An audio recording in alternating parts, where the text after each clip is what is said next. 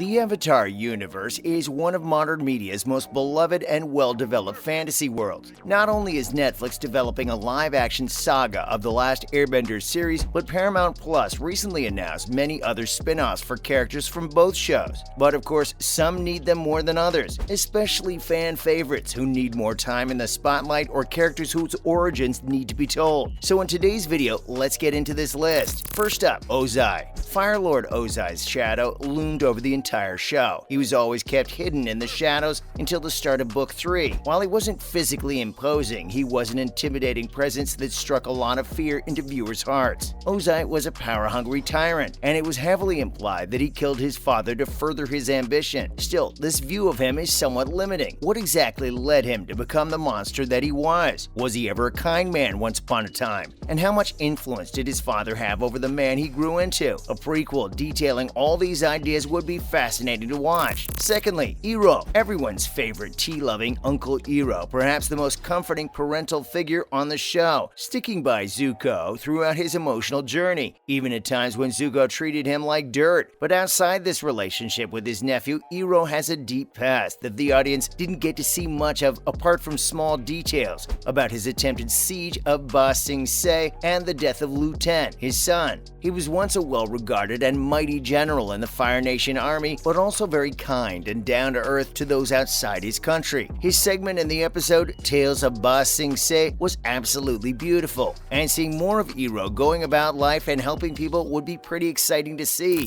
Then we have Avatar Kyoshi. While Korra, Aang, and Roku are the avatars whose stories were most prominently featured, Avatar Kyoshi is arguably the most popular among fans. Even though her story wasn't quite focused on her impact on the world is strongly felt throughout. Her founding of the Kyoshi warriors, her hand in the death of Chin the Conqueror, and her headstrong and tough attitude all contributed to a powerful and unique warrior, even amongst her fellow avatars. She's recently been the focus of The Rise of Kyoshi, her own spin-off book, and fans definitely want to see a Kyoshi adventure play out on screen. Plus, King Bumi, a close friend of Aang's. Before he got frozen, Bumi grew up to become a master earthbender and the king of Omashu. Over his 100 years of living, he's grown more than a little mad. He's still intimidating, agile, and above all, wise. His unconventional and silly methods are often questionable at first glance, but they carry a surprising amount of sense once he's explained his perspective on the issue. He's always had a fascinating view of the world, constantly opening his mind to all possibilities. But how did a man like him become the king of a whole city? A story for Bumi would have a very fascinating answer. Next up is Toph. She's undoubtedly the greatest earthbender in the world and won't let anyone forget it. At just 12 years old, Toph Beifong became the earthbending champion and invented the art of metal bending, even going as far as to start an academy to teach others to master the skill. During Legend of Korra, it was revealed that she had founded the police department of Republic City and had a somewhat turbulent relationship with her daughters before chilling out like Yoda in a swamp during her golden years. The blind bandit is without a doubt more than deserving of her solo adventure, but either way, the earth will still shake with excitement. Further, there's Zuko. No other character in the last Airbender series went through a more significant personal journey than him. Zuko started off as a banished prince, traveled the world with his uncle always by his side, became a member of Team Aang, and was finally crowned Fire Lord as a hero. Though his reign wasn't completely without conflict, Zuko proved to be better than his ancestors, becoming a peace ambassador in Legend of Korra. Maybe it's because the fans can't seem to get enough of him, but Zuko's reign as Fire Lord still has many stories left to tell. Moving on to Azula. While Fire Lord Ozai was the original villain in Last Airbender, no other villain in the series had a more giant ego and spiteful personality than Princess Azula. Utterly full of herself, she knew that she was the favorite among her father's two children and relished throwing it back in her brother Zuko's face. But even her father threw her under the bus for his conquest, and she went insane, finalizing her defeat. While she has yet to face a proper redemption arc,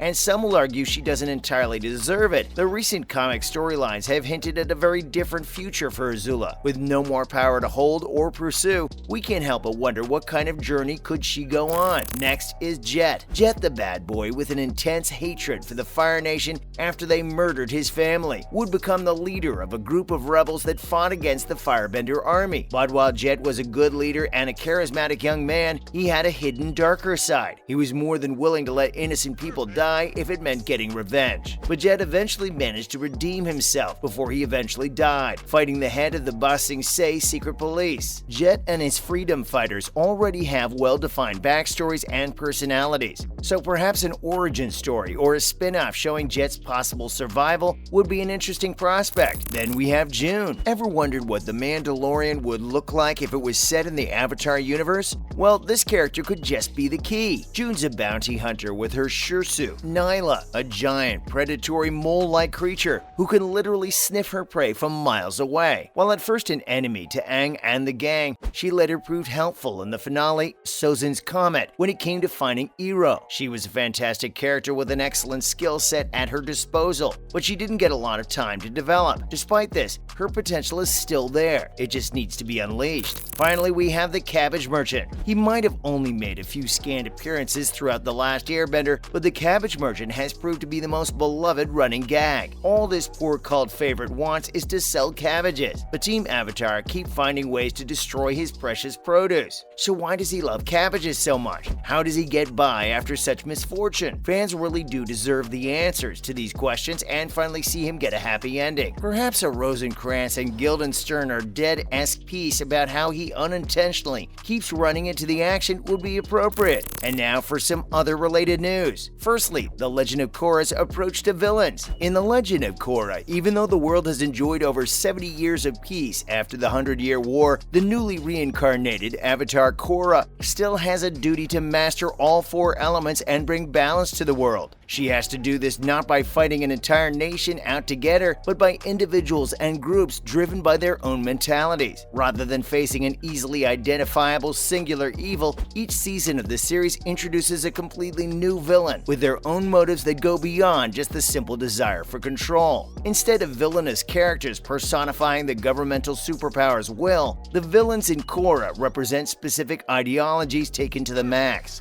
Unlike the Fire Lord, these villains are given fully dimensional motivations, backing the terrible actions that not only fleshed them out as characters, but made the series' story and the world of Avatar a lot richer. Next, how Sokka and Toph's friendship was a hidden gem in Avatar. As stubborn and brash as she was, Toph's addition to the group was pretty rocky at the beginning. Team Avatar had to adjust to this new group dynamic, and Toph was a naturally independent person who took offense at the notion of accepting help of any kind due to the way her family had treated her blindness. Sokka was the only one who immediately accepted Toph as part of the gang, even going so far as to defend her and call out Katara and Aang for their unfriendly behavior. As someone who doesn't trust easily, Sokka's acceptance came as a welcome surprise and signified a bit of character growth on his part. Finally, the Avatar universe expanding with 3 new animated films at Nickelodeon. Since the franchise's inception, the Avatar universe has been met with praise from both critics and audiences alike. Avatar Studios, Nickelodeon's production company in charge of all things Avatar, is set to release 3 more animated Avatar films in the future. The franchise was created